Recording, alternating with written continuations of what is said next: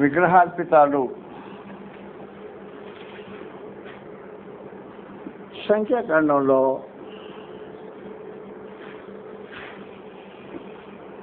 25వ అధ్యాయం, సంఖ్యాకాండము 25వ అధ్యాయం.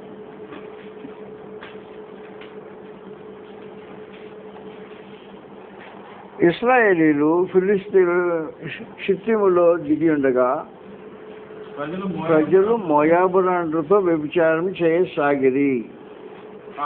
ఆ స్త్రీలు తమ దేవతల బలులకు ప్రజలను పిలువగా వీరు భోజనం చేసి వారి దేవతలకు నమస్కరించిరి. అట్లు ఇశ్రాయేలు బయల్పెయోరుతో కలిసిపోయినందున వారి మీద యెహోవా కోపము రగులుకొనెను అని సమాచారం. వాస్తవానికి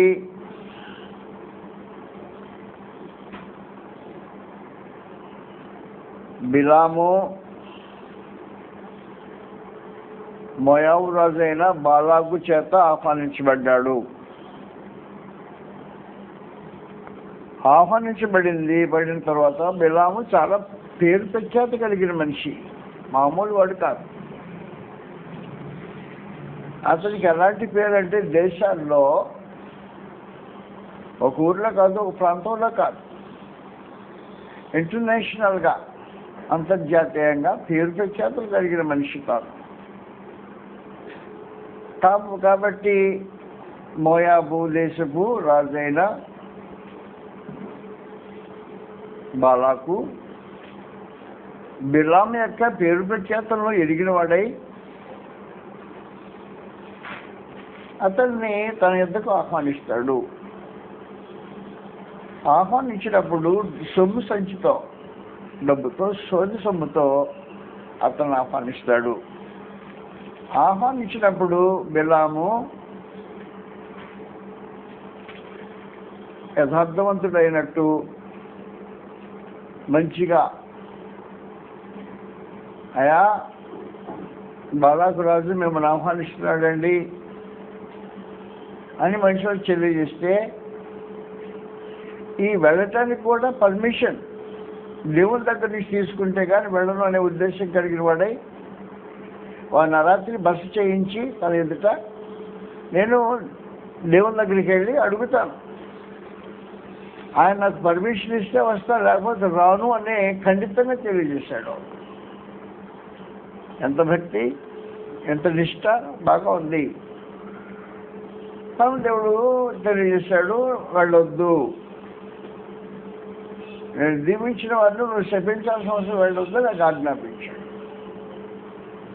ఆజ్ఞాపించిన యథావిధంగా వచ్చేసాడు మనుషుల దగ్గరికి. అబ్బాయి నేను చెప్పాను కదా, నా దేవుడు పర్మిషన్ ఇస్తే వస్తాను, లేకపోతే రానని వీళ్ళని అట్లా వెళ్ళొద్దన్నాడు, మీరు పోండి అని చెప్పేశాడు. కాబట్టి వచ్చిన అధికారులు డబ్బు సొమ్ము సంచితో వెళ్ళిపోయారు. వెళ్ళి బాలాకు రాజుకు రిపోర్ట్ చేశారు. బాలాకు రాజుకు రిపోర్ట్ చేసిన తర్వాత బిలాము రానంటున్నాడండి అని అతనికి అనుమానం.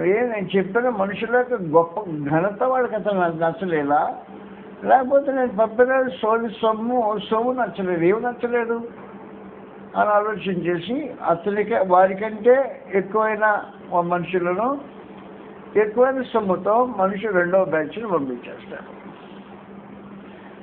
రెండవ బ్యాచ్ని పంపించినప్పుడు ఏం చేయాలి? దేవుడు ఒక్కసారి చెప్పాడంటే శాశ్వతంగా చెప్పినట్టే సమాచారం. దేవుడు మాట మర్చుకునేవాడు కాదు. కాబట్టి దేవుని యొక్క స్వభావాన్ని విరిగి చేశాడో ఎరగకుండానే చేశాడో తెలియదు వాస్తవానికి. రెండో బ్యాచ్ వచ్చిన తర్వాత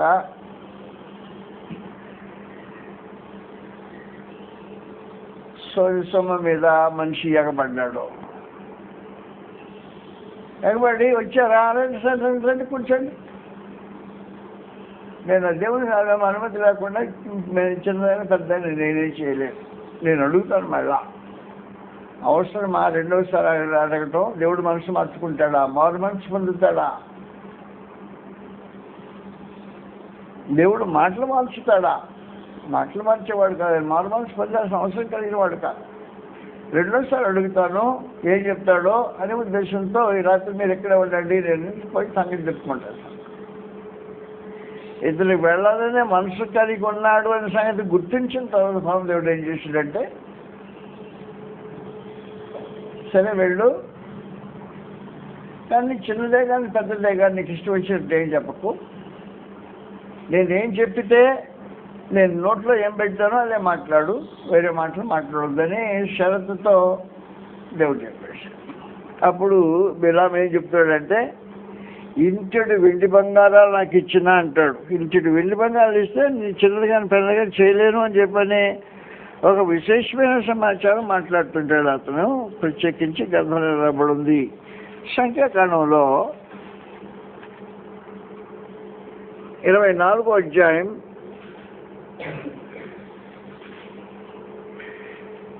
9వ వచనంలో ఇలా రాయబడింది, సింహం వలన అతడు ఆడు సింహం వలన అతడు కృంగి పండుకొనను, అతని లేపువాడెవడు, నిన్ను దీవించబడును, నిన్ను శపించేవాడు శపింపబడును. అప్పుడు బాల కోపము బిలాము మీద మండిన కనుక అతడు తన చేతులు చరుచుకొని బిలాముతో శపించుటకు నిన్ను పిలిపించింది, కానీ నీవు ఈ ముమ్మారు పూర్తిగా దీవించావు. కాబట్టి నీవు ఇప్పుడు ఈ చోటికి వేగంగా వెళ్ళుము, నేను నిన్ను మిక్కిలి ఘనపరచదనని చెప్పేసింది గాని మిక్కిలి కనపరుస్తుందని చెప్పాను కానీ యెహోవా నీవు ఘనత పొందకుండా ఆటంకపరచను. ఓహో, యెహోవా ఆటంకపరిచాడు అందుకు బిలాము బాలాకుతో తన ఇంటిడు వెండి బంగారములను నాకు ఇచ్చినను నా ఇష్టం చొప్పున మేలైనను కీడైనను చేయుటకు యెహోవా సెలవిచ్చిన మాటను మేరలేను. యెహోవా ఏమి సెలవిచ్చినో అదే పలికెదనని నా ఎదురు పంపిన నీ దోషాలతో నేను చెప్పలేదా? మరి ఏం చెప్పండి ఇంటిని బంగారం ఇచ్చిన ఇదేం చెప్పలేను. మంచిగాని చెడ్డగాని వేరుగా ఏం చెప్పడానికి వీల్లేదు అని చెప్పేశాను కదా. మీరు పంపించిన దూతలతో ఈ సమాచారం చెప్పాను కదా, ఇప్పుడేంటి మళ్ళీ నా మీద కోపడతాం? అవసరం లేదు. నీకెందుకు కోపం వచ్చింది? నేను చెప్పాను కదా, చెప్పి వచ్చాను కదా. మనుషులు పంపించాను నా దగ్గరికి, నేను వారికి సందేశం ఇచ్చి పంపించాను. ఏమని చెప్పాను? నీ ఇంటిడు వెండి బంగారం నాకు ఇచ్చిన, యెహోవా చెప్పిన మాట అవును మంచిగాని చెడ్డగా నేను మేరలేను. ఆయన నోట్ ఏం చెప్పాడో అదే చెప్పానని చెప్పి పంపించానా? అదే చెప్పాను. ఇప్పుడు నోట్లో ఏం పెట్టాడో అదే మాట్లాడానని చెప్పేశాడు. యెహోవా నిన్ను దీవించబడకుండా హెచ్చించబడకుండా ఆటంకపరిచాడా? నేను నిన్ను హెచ్చించుదామని ఆలోచన చేశాను, కానీ నీ దేవుడు నేను నా చేత హెచ్చించబడకుండా ఆపేసేసాడు అని చెప్పని ఎప్పుడైతే బాలాకు బిలాముతో తెలియజేశాడో, బిలాం దగ్గరికి వెళ్ళేసేట దగ్గర చెవులో చెప్తాం మాట. ఏం చెప్పాడు చెవులో? ప్రకటన గ్రంథం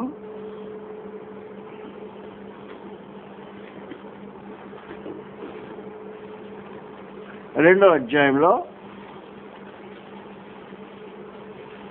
14 వచనాలు రాబడింది.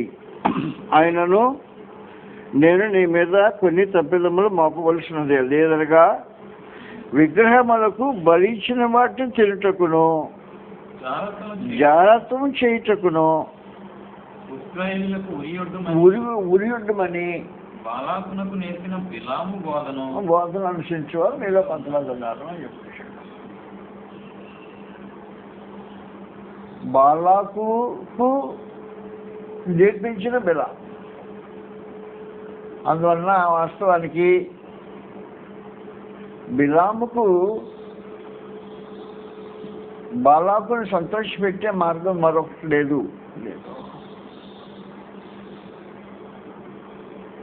బాలాకు బిలాము చేత మేలు పొందాలని ఉద్దేశించి అతన్ని పిలిపించుకున్నాడు. నువ్వు ఎవరిని దీవించితే వారు దీవించబడతారు, ఎవరు శపించితే వారు శపించబడతారు అని నాకు తెలుసు. నీ శక్తి సామర్థ్యాలు, నీ గొప్పతనం నాకు తెలుసు.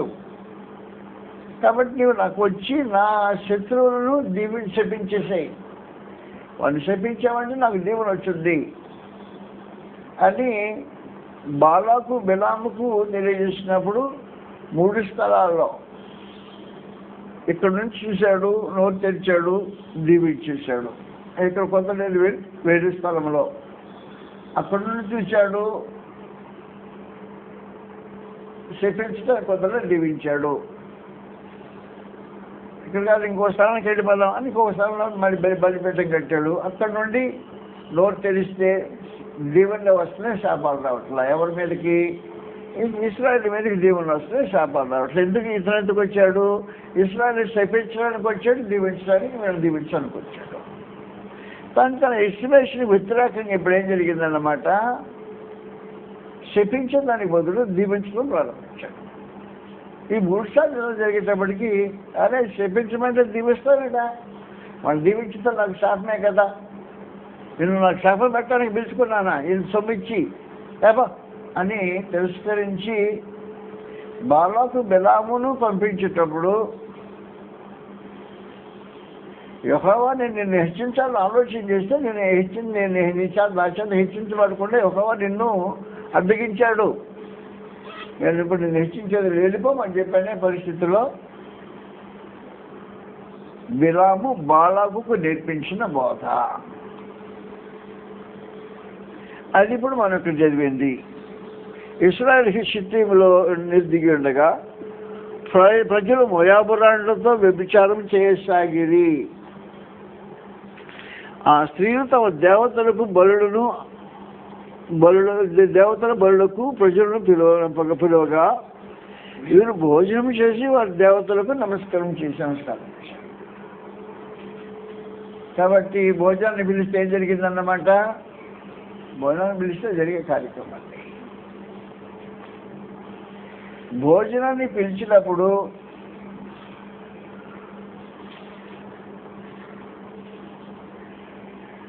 విగ్రహార్పితాలను తినడానికి అనుమతి లేదు, వాస్తవానికి అనుమతి లేదు. కనుక ఇప్పుడు ఏం చేశాడు అంటే బిలాము అంటూ అన్న బాలాకు బోధ నేర్పించాడంట. నేను దీవించలేకపోయాను కదా, అదే కదా ఇప్పుడు నీ సమస్య, నేను దీవించలేకపోయాను, నీ శత్రువులు శపించలేకపోయాను, అదే కదా నువ్వు చెప్పే సమస్య. నా మీద కొద్దిగా కోపం పడింది, ఇక సమాధానం చెప్తాను. చిన్న ప్లాన్, మోయాబురాండైన స్త్రీలను ఇశ్రాయేలు సైన్యంలోకి పంపించు, వ్యభిచారం చేస్తారు. ఈ వ్యభిచారం చేసే ఈ చెడుతనంలో విగ్రహాలకు భోజనం దగ్గర పిలవమనం, విగ్రహ భోజనం పిలవమనం. పిలిస్తే ఈ ఆడవాళ్ళు పిలిస్తే మగవాళ్ళు వచ్చేస్తారు, వస్తే భోజనం చేస్తారు, విగ్రహార్పణాలు తింటారు. విగ్రహార్పణాలు తింటే దేవుని దీవెన వారి శాపంగా మారిపోతుంది. నేను చేయని శాపం పెట్టలేనని అని బోధ నేర్పించేదంట బిలాము బాలాకు. బోధ నేర్పించిన విధానంగా బిలాము వెళ్ళిపోతాడు ఇంటికి.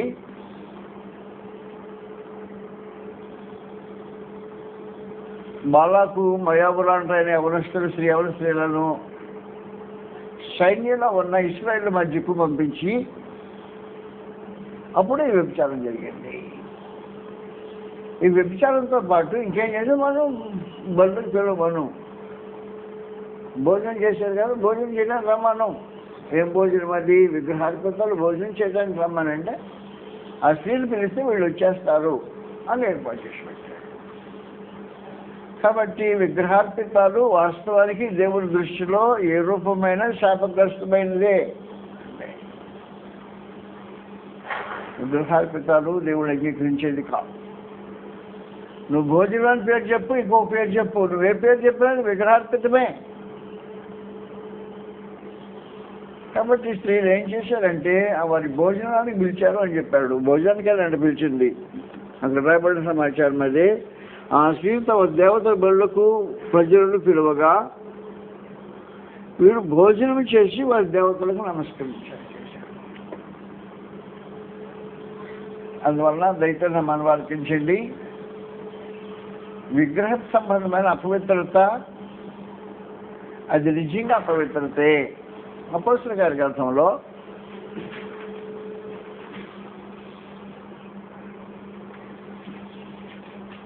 15వ అధ్యాయం, అపోస్తలుల గారి గ్రంథం 15వ అధ్యాయంలో సమాచారం రాబడింది. చదువుతాం. గ్రంథంలో రాబడింది.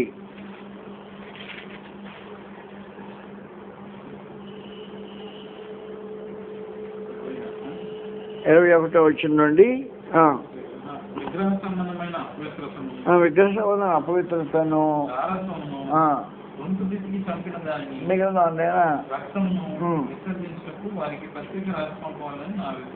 అభిప్రాయం. విగ్రహ సంబంధమైన అపవిత్రత, జారత్వము రెండు బిలాము బలాకుకు నేర్పించిన బిలాము నేర్పించిన పాఠాలే.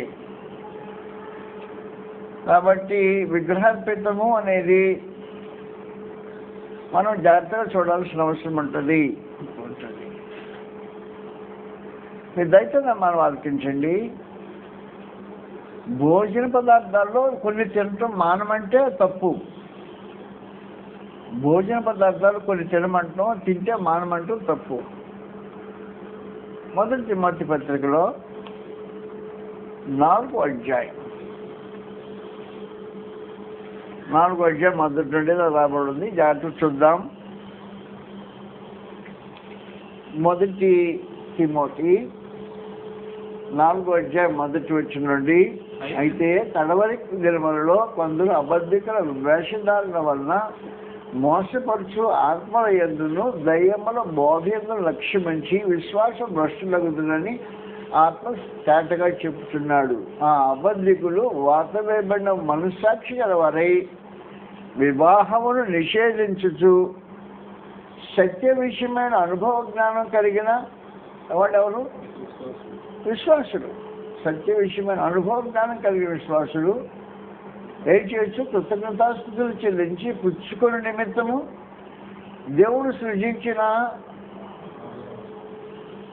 ఆహారం అనే మాట ప్రక్కన పెట్టేసి వస్తువులు అంటే గొడవ వస్తుంది. ఆహార వస్తువులు ఉంటాయి, కొన్ని ఆహారం కాని వస్తువులు ఉంటాయి. ఆహారం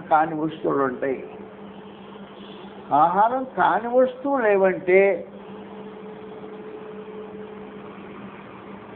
ఉదాహరణ చెప్తున్నా, గుట్కా ఆహార వస్తువు కాదు.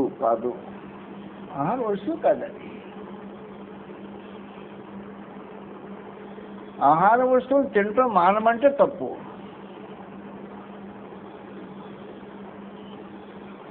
విగ్రహార్పితము ఆహార వస్తువు కాదు.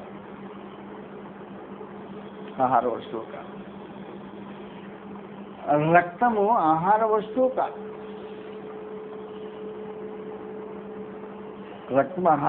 కాదు. కొంతమంది రక్తాన్ని తింటారు ఆహార వస్తువుగా. వస్తువు కాదది, ఆహార వస్తువు కాదు. అలాగే విగ్రహార్పితం కూడా ఆహార వస్తువు కాదు. ఆహార వస్తువులు తింటూ మానమంటే తప్పు. ఆహార వస్తువులుగా దేవుడు కొన్నింటిని పేర్కొన్నాడు, కొన్నింటిని ఆహార వస్తువులు కాదు అన్నాడు. ఆహార వస్తువులు ఏమి కాదంటే, మొదటిది రక్తం ఆహార వస్తువు కాదు. ఆదికాండము 9వ అధ్యాయంలో తొలిసారిగా జీవులకు మాంసాహారము ప్రవేశపెట్టబడిన పరిస్థితి ఇది. 9వ అధ్యాయం, ఆదికాండం 9వ అధ్యాయంలో 3వ వచనం నుండి ఇలా రాబడింది. ప్రాణము గల సమస్త చరములు అంటే మాంసాహారం అన్నమాట, మీకు ఆహారమగును ఇచ్చినట్లు సమస్త చరములు అంటే జంతువులు అన్నమాట. స్థిరములంటే వృక్షాలు ఎలాగూ భోజనానికి ఇచ్చాను, ఇప్పుడు చరములు కూడా జంతువులు కూడా మీకు ఆహారంగా ఇచ్చాను. అయితే మాంసమును రక్తముతో తినకూడదు. రక్తం ఆహార వస్తువు కాదు. కొంతమంది రక్తాన్ని ప్రీతిగా తింటారు, అది ఆహార వస్తువు కాదు. ఆహార వస్తువు కాదు. చదువు ఆ మాటలు మళ్ళీ ఒకసారి 4వ వచనంలో మాంసము దాని రక్తముతో మీరు తినకూడదు. రక్తమే దాని ప్రాణం. ప్రాణం కన్నా రక్తం విషయమై విచారణ చేస్తాను. లేవియకాండం 17వ అధ్యాయం 10వ వచనంలో రాబడింది. రక్తము ఆహార వస్తువు కాదు. ఆహార వస్తువు కాదు కాబట్టి తినటం మానాలి. 17వ అధ్యాయం 10వ వచనం. లేవి 17:10లో గ్రంథం తెలియజేసి సమాచారం ఎలాగొంది. చదివాయి 17వ అధ్యాయం లేవి కాండము. ఇశ్రాయేలు కుటుంబంలోనేమి పరదేశంలోనేమి ఒకడు దేని రక్తమును తిరిగినను రక్తము తినువానికి నేను విముఖుడనై జనములలో నుండి వాని కొట్టివేయుదును. రక్తము దేహమునకు ప్రాణము మీ నిమిత్తము ప్రాయశ్చిత్తం చేయనట్లు బలిపీఠం మీద పోయిటకే దానిని అది సంగతి. బలిపీఠం మీద పోయటానికి రక్తాలు ఇచ్చాను. రక్తము ఆహార వస్తువు కాదు. దాన్ని తింటాం మానమంటే మానేయాల. ఏది ఆహార వస్తువో ఆహార వస్తువుని తింటూ మానమనాల్సిన అవసరం లేదు. రెండవది విగ్రహార్పితము ఆహార వస్తువు కాదు.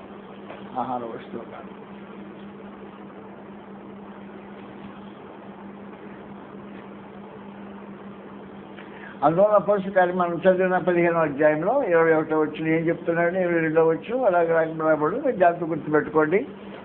ఆహార వస్తువు ఏది, ఆహార వస్తువు కానిది ఏది అని నీకు తెలియాల్సిన అవసరం ఉంది. 15వ అధ్యాయం ఎన్నో వచ్చిన మళ్ళీ ఒకసారి చదువు. 20వ వచనమా? అది విగ్రహ సంబంధమైన అపవిత్రతను జారత్వమును దాన్ని రక్తం కూడా విసర్జించాలి అని మాట్లాడు. కాబట్టి విగ్రహార్పితం ఎలాగ ఆహార వస్తువు కాదో అలాగున్న రక్తం కూడా ఆహార వస్తువు కాదు.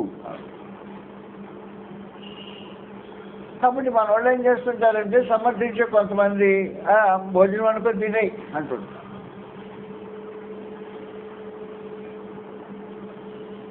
భోజనం అనుకుని తినేదంటే ఉదాహరణకి ఎక్కడ తినవచ్చునంటే అది భోజన హోటల్, విగ్రహార్పితం స్థలం కాదు. ఆ భోజన హోటల్లో ఏం చేస్తాడు అంటే ఆ మొదటి దాన్ని అడ్డంతాన్ని అక్కడ పెడతాడు.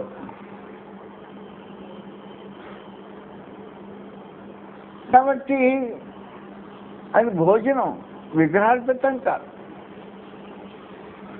భోజనం నీకు ఇచ్చేది ఆ హోటల్లో నీకు ఇచ్చేది విగ్రహార్పితం కాదు, భోజనం ఇస్తాడు. కాబట్టి భోజనం తినడంలో సమస్య లేదు, కానీ విగ్రహార్పితంగా తింటూ సమస్య అవుతుంది. విగ్రహార్పితంగా తింటూ సమస్య అవుతుంది. కారణం ఏమంటే 1 కొరింథీ 10వ అధ్యాయంలో 2 భోజనాలు నువ్వు చేయలేవు నాయన ఒకసారి అని చెప్తుంటాడు ప్రత్యేకించి. 1 కొరింథీ 10వ అధ్యాయంలో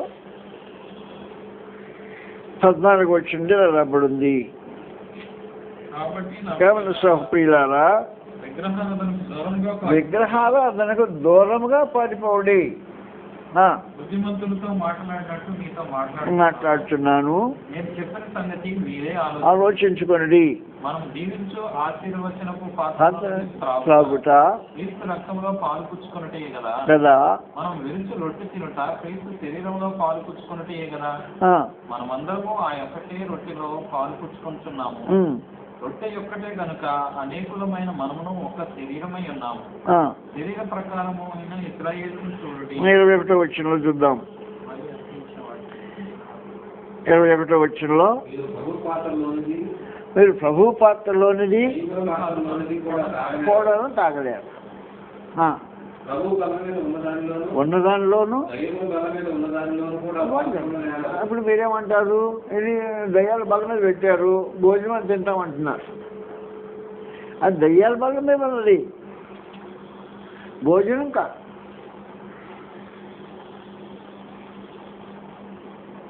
ప్రభు బలంలోనిది దయ్యాల బలంలోనిది రెండుని ఒకేసారి తినే అవకాశం ఉండదు. ఇది మేము పండగ చేసుకుంటున్నాం, ఇది దయ్యాల బల్ల, ఇక్కడ పెట్టాం భోజనము తినండి అంటే అర్థం ఏంటి? దయ్యాల భోజనం బల్లలో పాల్పొందండి అని అర్థం. నేను భోజనం తింటానంటే అర్థం ఏంటి?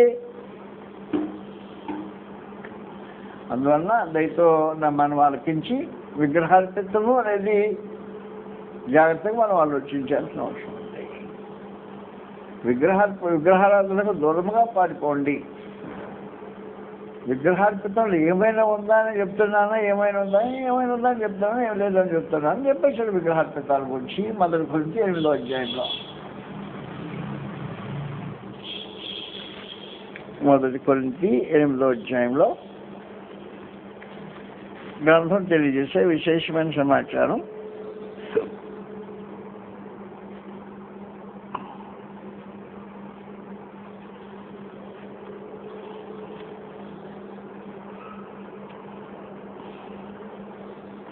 విగ్రహములకు బలిగా అర్పించిన వాటి విషయము.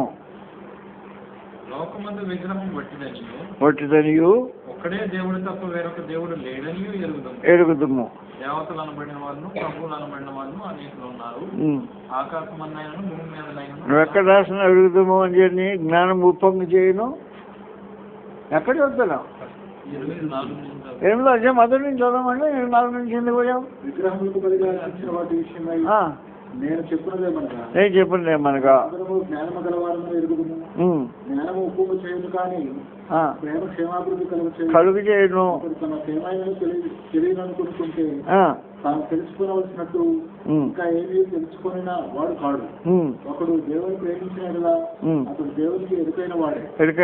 కాబట్టి విగ్రహములకు బలిగా అర్పించిన వాటిని తీర్చ విషయమై నేను చెప్పినదేమనగా విగ్రహం వట్టిదనియు ఇక్కడే దేవుడు తప్ప దేవుడు లేదని ఎరుగుదుము. దేవతలను అనుకునే వారు, ప్రభులు అనుకునే వారు అనేకులు ఉన్నారు.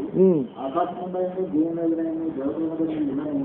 నాకు దేవుడు ఆయన తండ్రి, ఆయన మూలంగా సమస్తమును కలిగి ఆయన నిమిత్తం మనం ఉన్నాము. మరియు మన ప్రభువు ఒకడే, ద్వారా సమస్తమును కలిగి మనం ఆయన కలిగిన. అయితే అందులో జ్ఞానం లేదు. కొందరు విగ్రహములను ఆరాధించిన వారు కనుక విగ్రహములకు బలి ఇవ్వబడినవని ఎంచి బుద్ధించరు.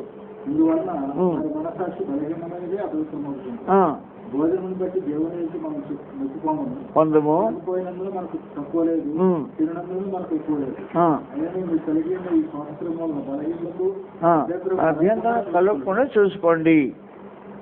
ఇయాలి అనగా జ్ఞానం కలిగి నీవు భోజన సంస్థలు కూర్చుండగా భోజనం పని కూడా చూచిన ఎడలా బలహీనమైన మనసాక్షి గల అతడు విగ్రహములకు బలి ఇవ్వబడిన పదార్థము తినడానికి ధైర్యం తెచ్చుకుంటాడా? విగ్రహములకు బలి ఇవ్వబడిన వాటిని తినడానికి ధైర్యం తెచ్చుకుంటాడు అంట. అంటే విగ్రహాలకు బలి అయిన ఇచ్చించిన వాటిని తినటం అనేది అంగీకారయోగ్యం కాదు.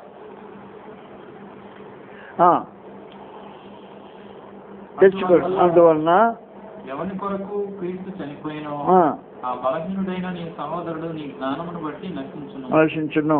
ఇలాగ సహోదరులకు విరోధంగా పాపం చేయటం వలనను వారి బలహీనమైన మనస్సాక్షిని నొప్పించడం వలనను మీరు క్రీస్తులకు విరోధంగా పాపం చేయవారు అవుతున్నారు.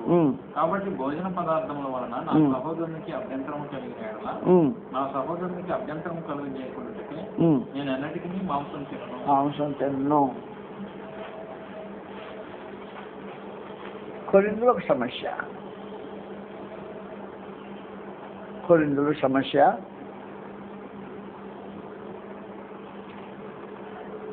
అక్కడ మహా గొప్ప విగ్రహాలయం ఉంటుంది ఆ ఊర్లో. విగ్రహాలయం మాత్రమే కాకుండా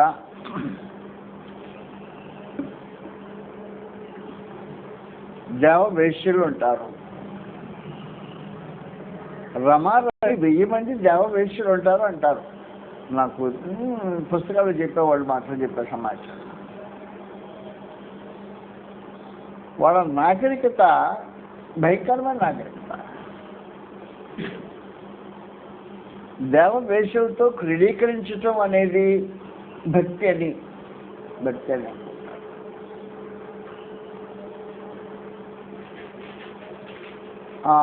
దానిలో విగ్రహాలకు బలి అర్పించే జంతువులు అనేకమని తెగేస్తారు. బలిగా దేవుని అంటే వాటికి రక్తార్పణ జరిగించే కార్యక్రమం జరుగుతుంది. ఈ బలులు అర్పించిన ఈ పశువులను తీసుకొచ్చి కొట్టేస్తారు. వారి సాంప్రదాయం ప్రకారం అవి వేలం వేసి అమ్మేస్తారు అంట. వాటిని తీసుకెళ్ళి వ్యాపారులు కబేళాలో అమ్మేస్తారు. వీటిని ఈ దేవాలయంలో ఉంచే విగ్రహాలు. కాబట్టి మాంసం తినేవాడు మాంసం ఎక్కడి నుంచి వచ్చింది వీడికి అదే కదా అని ఆలోచన. ఏది ఆ విగ్రహాల ఆలయంలో వదిలించబడిన ఆ గొర్రె కదా తీసుకొచ్చి ఇక్కడ కట్టేశాడు, దాన్నే కదా అమ్ముతున్నాడు. కాబట్టి అది అభ్యంతరం అయితే పౌలు అంటాడు, నేను ఈ మాంసం నేను తిన్ను ఎప్పుడు అన్నట్టు అభ్యంతరం కలిగించకుండా ఉంటుంది. విగ్రహార్పితం అనేదాన్ని మనం జాగ్రత్తగా ఆలోచన చేస్తే విగ్రహములకు బలి ఇచ్చిన వాటిని తింటాం. మన దేశంలో ఇది సహజంగా జరిగే కార్యక్రమం. నేను అనేక మంది చెప్పారు మళ్ళీ అంటున్నా. నేను ఒక రోజున తిరుపతి వెళ్ళా. అంటే బొమ్మను దర్శించడానికి వెళ్ళదా, తిరుపతి పని మీద వెళ్ళినప్పుడు నాస్తా చేయాలి, హోటల్కి వెళ్ళారు. హోటల్కి వెళ్తే అడగకుండానే బాగా కబురు పచ్చలేస్తూనే ఉన్నాడు. అనుమానం వచ్చింది, ఏంటో ఎంత విరివిగా దొరుకుతుంది ఇక్కడ అని బయటికి వెళ్ళాక వెనకాల ఏమైనా దీని రహస్యం టంకాలు కొట్టి అక్కడ పడేస్తారు, వంట వేళ వేస్తారు, హోటల్లో పాడుకొచ్చుకుంటారు, పాడుకొచ్చుకొని హోటల్లో పచ్చడి చేస్తారు. అది జరిగిన కథ విరివిగా జరిగేది ఇది కథ అని చెప్పేశాడు. విగ్రహార్పితములు కాబట్టి విగ్రహార్పితాల కోసం పోతున్నామా మనం అక్కడికి? విగ్రహార్పితాలు ఏదైనా ఇస్తున్నామని చెప్పడు ఎవడైనా మనతో మాట్లాడుతున్నాడా? చేయటం. ఇలా ఫ్యాక్టరీలో విగ్రహ సంబంధం చిన్న పూజ జరిగించేశారు కుర్రాళ్ళందరూ. దానికి సంబంధించింది ఇది అని చెప్పాను. ఒక విశేషమైన కార్యక్రమం జరిగింది. దానికి సంబంధంగా వీళ్ళకి పలహారం ఇచ్చారు. ఏం చేయాలి? అది విగ్రహార్పితమే కదా. అలాగున కొరింథీలో అక్కడ తగ్గబడిన జంతువుల్ని ఏలం వేసి కబేళాలో వేసేటప్పుడు మాంసం తెచ్చుకునే వాళ్ళు అక్కడి నుంచి తీసుకొస్తున్నారు నీకు మాంసం అని ఎంక్వైరీ చేస్తే ఇదంతా వస్తే వద్దులే, అతను నాకు మాంసమే వద్దు, తినవద్దు అని చెప్పేసి. కాబట్టి ఎంక్వైరీ దాకా వచ్చే పరిస్థితి అయితే వద్దు అని పెట్టాను. అందువల్ల విగ్రహార్పితములు అనేవి భోజనాలకి నిషేధమే. విగ్రహార్పితం దూరంగా పారిపోండి.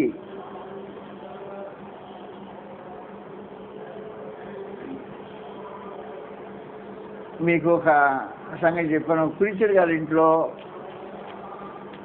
ఆ ప్రీచర్ గారి బంధువు ఒక ఆయన తిరుపతి కొండ మీద ఉద్యోగం చేస్తాడు.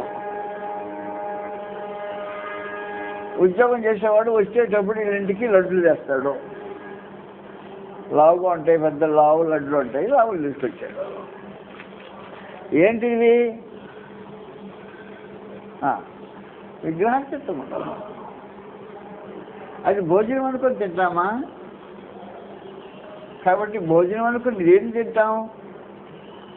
భోజనం అనుకుని తినే వాటి వేరుగా ఉంటాయి. భోజనం అనుకుని తింటే ఇబ్బంది లేదు. విగ్రహార్పితాలని డైరెక్ట్గా మనం తెలిసి విగ్రహార్పితాలని చెప్పని ఆలోచన చేసి భోజనం తింటాం అనేది ఎంతవరకు సబబు అని అడుగుతుంది సమాచారం. కాబట్టి విగ్రహాలను దూరంగా పారిపోండి. విగ్రహమైన అపవిత్రత అనేసేదాన్ని, విగ్రహ సంబంధం అపవిత్రత జాగ్రత్తని ఆ విగ్రహ సంబంధం దూరంగా పారిపోవడం అని చెప్పని ప్రత్యేకించి, అందువల్ల దయతోనే మనం ఆలకించి విగ్రహ సంబంధమైన అపవిత్రత అది తేటగా సంఖ్యాకాండంలో బయలుపడింది.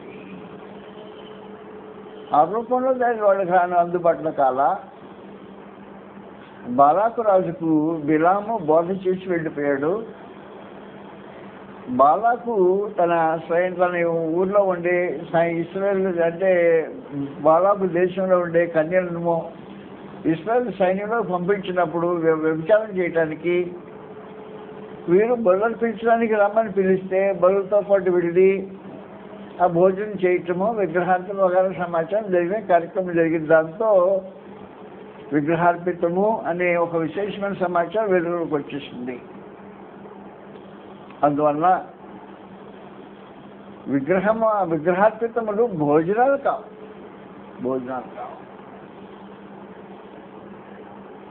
ఇప్పుడు ఉదాహరణ ఏం చెప్పాడంటే విగ్రహ ఆలయంలో భోజనం అంట. విగ్రహాలయంలో భోజనం అయితే ఇప్పుడు వచ్చింది నష్టం ఏంటి? ఏ ఆలయంలో భోజనం అయితే అంటే ఏమొచ్చింది? ఏమన్నా వయసు వేసైతే భోజనం వడ్డించేస్తున్నారు, విగ్రహాలయంలో భోజనం పెడుతున్నారు, కూర్చొని తినేస్తున్నాం. ఇది ఎక్కడి నుంచి వచ్చింది అనే ఆలోచన వచ్చినప్పుడు మనసాక్షి పనిచేస్తుంది, దోషారోపణ చేస్తుంది. మనసాక్షి దోషారోపణ చేయని పరిస్థితి కావాల్సిన అవసరం ఉంటుంది. నీ మనసాక్షి దోషారోపణ చేయకపోయినా బలహీనుడని నేను చూసినప్పుడు కానీ వీళ్ళేనా విగ్రహార్పితాలు తింటున్నారు అనే మనసాక్షి నాకు వచ్చిందనుకో, విగ్రహార్పితాలకు లైసెన్స్ ఉండదు. అందువల్ల దయచేసి మనం ఆలోచించండి, మనం భోజనం చేస్తున్నామా విగ్రహార్పితాలు తింటున్నామా? విగ్రహార్పితాన్ని భోజనం అని తింటున్నాము అన్నారు అనుకో, అక్కడ ఆలోచించాల్సిన అవసరం ఉంది. భోజనం అనేది విగ్రహార్పితాలే తినాల్సిన అవసరం లేదే. భోజనం చేయి, విగ్రహార్పితాలుగా భోజనం చేయాల్సిన అవసరం ఏమొచ్చింది? కాబట్టి మన పరిస్థితులు అవి, మనం ఉండే సమాజం అది, మన సమాజంలో పరిస్థితులు అలా ఉంటాయి. మన ఉద్యోగాల్లో తోటి వాళ్ళు విశ్వాస సంబంధమైన మనుషులు కాదు, లోకస్తులు. లోకం తన దాని వెళ్తుంటుంది. దాన్ని వెళ్తున్నప్పుడు మనల్ని వాళ్ళతో పిలుస్తారు, వాళ్ళతో ఏకీభవించమని కోరుకుంటారు. ఆ ఏకీభవించే కార్యక్రమంలో మనం ఏకీభవించకుండా ఉండటం అనేది ఒక అవసరమైన సమాచారం. వాస్తవ సమాచారం అంటే ప్రకటన గ్రంథంలో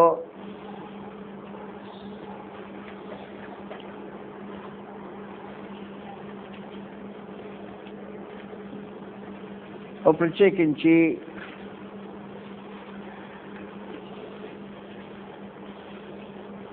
వ్యాపార గిల్డ్స్ అనేవి ఉంటాయి.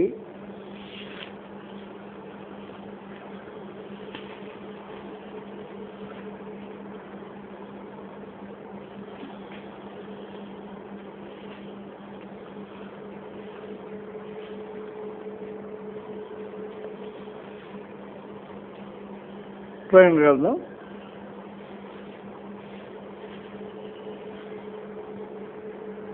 2వ అధ్యాయంలో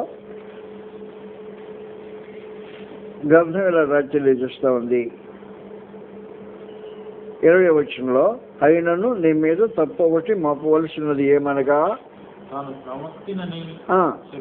చెప్పుకొంచున్న యజమాని స్త్రీని ఉండనిచ్చున్నావు చేయుటకును విగ్రహములకు బలిగా ఇచ్చిన వాటిని తినుటకును అది నా దాసులకు బోధించు మోసం చేస్తా ఉంది.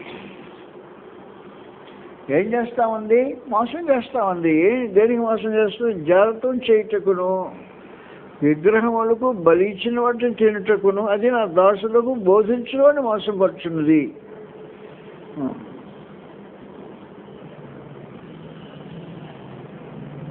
కాబట్టి విగ్రహం తినడానికి మనం పిలువబడినప్పుడు పడవలసిన అవసరం లేకుండా జాగ్రత్తగా తీసుకోవాల్సిన అవసరం ఉంటుంది. ఇదిగో నేను దాన్ని మంచం పట్టించి దాంతో కూడా విడిచేవాడిని క్రియల విషయమై మారు మనసు పొందితేనే కానీ వాడిని బహుశా ప్రదానం చేస్తున్నాం ఒక సమాచారం మాట్లాడాడు. కాబట్టి గ్రంథంలో ఏం జరుగుతుందంటే చాలా జాగ్రత్తగా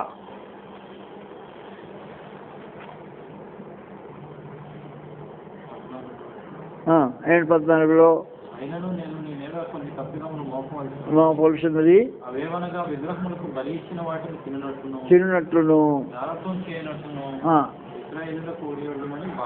అది మనం చదివేసాం ముందే చూసి మనం చదువుకున్న సమాచారం అది. అందువలన విగ్రహార్పితము అనేది నిషేధమే.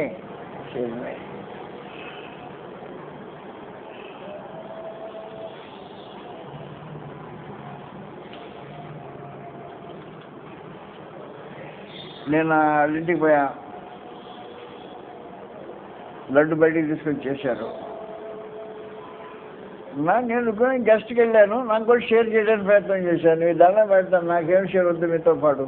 సరే అక్కడి నుంచి వచ్చింది, అంతగానే వద్దన్నాను అని చెప్పాను. ఈ షేర్లు వద్దు నాకు. కాబట్టి విగ్రహములకు బలి ఇచ్చిన వాటిని తినుట అనేది ఒక నిషేధమైన కార్యం. దయచేసి మనం జాగ్రత్తగా మన విశ్వాసాన్ని కాపాడుకుంటూ విగ్రహ సంబంధమైన అపోతులకు దూరంగా ఉండటం అనేది ఒక అవసరమైన కార్యక్రమం.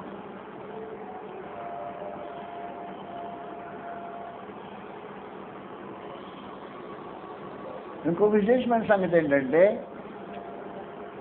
నీ భోజనం విషయంలో జాగ్రత్తగా ఉండాల్సిన అవసరం ఉంటుంది. రోమీయులకు 14వ అధ్యాయంలో నీకు అనుమానం వచ్చింది అనుకో, ఇది అది కదా అని అనుమానం వచ్చింది అనుకో, అదే అనుమానం వచ్చిందా నువ్వు తింటాం పాపం అవుతుంది. 14వ అధ్యాయం 20 వచ్చి చదువుతాం క్రిందకి కొంచెం. దేవుని పనిని పాడు చేయకుడి, పవిత్రములే గాని అనుమానంతో తినేవాడికి అది దోషం.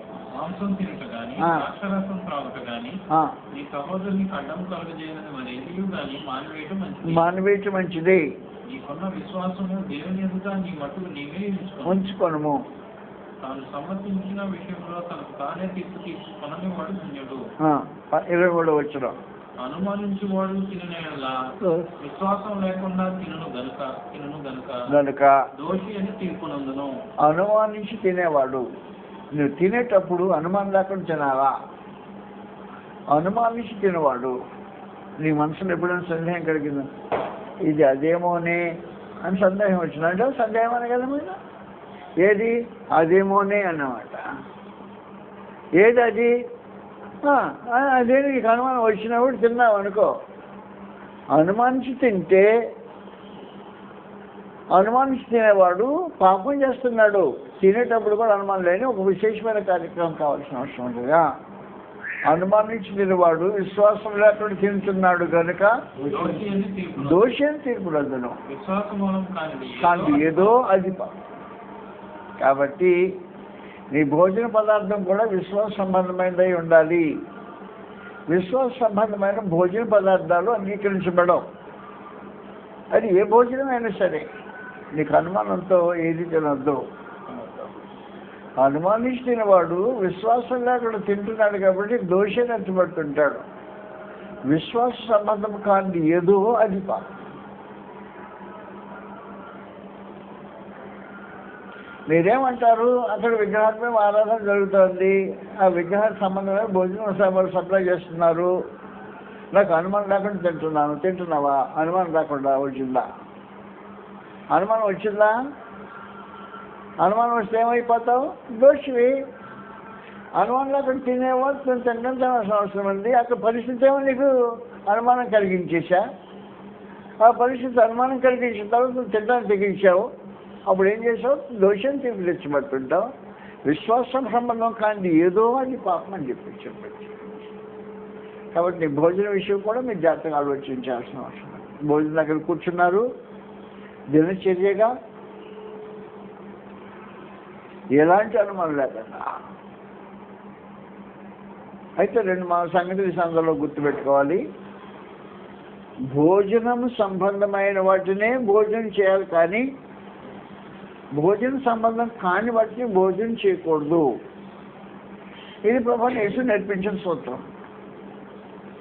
ఈ రాళ్లను రొట్టెలుగా చేసుకోవాడు. రాళ్ళు భోజనం కాదు, రాళ్ళు భోజనం కాదు. చేసుకోగలిగిన సామర్థ్యం ఉంది దీనికి, చేసుకోగలడు, కానీ ఇది భోజనం కాదు. కాబట్టి భోజనం కాని దాన్ని భోజనంగా విశ్వాసంగా క్రీస్తులో తినగలదా? తినే అవకాశం ఉండదు. ఆకలి అన్నాడు, అపవాది వచ్చేసాడు. దేవుని కుమారుడు అయితే ఇదిగో రాళ్ళు రొట్టెలుగా చేసుకొని తినే. రాళ్ళు ఆహార పదార్థాలు కావు, ఆహార పదార్థాలు కావు. మానవ దేహానికి దేవుడు రాళ్ళను ఆహార పదార్థాలకు ఇవ్వాల. దేవుడు విగ్రహార్పితాలని ఆహార పదార్థాలుగా ఇవ్వాల. దేవుడు రక్తాన్ని ఆహార పదార్థంగా ఇవ్వాల. అలాగే దేవుడు ఏది ఆహార పదార్థంగా ఇవ్వలేదో దాన్ని ఆహార పదార్థంగా చేసి తినటం అనేది ఏం జరుగుతుంది అన్నమాట? శోధనకు లోబట్టం పరిస్థితి. ప్రభువుని యేసు శక్తి లేదా? రాళ్ళు రొట్టెలు కావా? అయిపోతాయి. రాళ్ళు రొట్టెలుగా చేసుకోవటం ఇది ఆహార పదార్థమా? కాదు, వాళ్ళ ఆహార పదార్థం కాదు.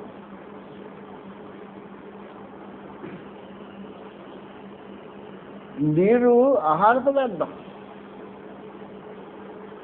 ద్రాక్షరసంగా చేసి తాగటంలో సమస్య లేదు.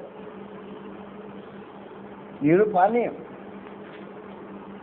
పానీయాన్ని ఆయన పానీయంగా చేయటం తప్పలేదు.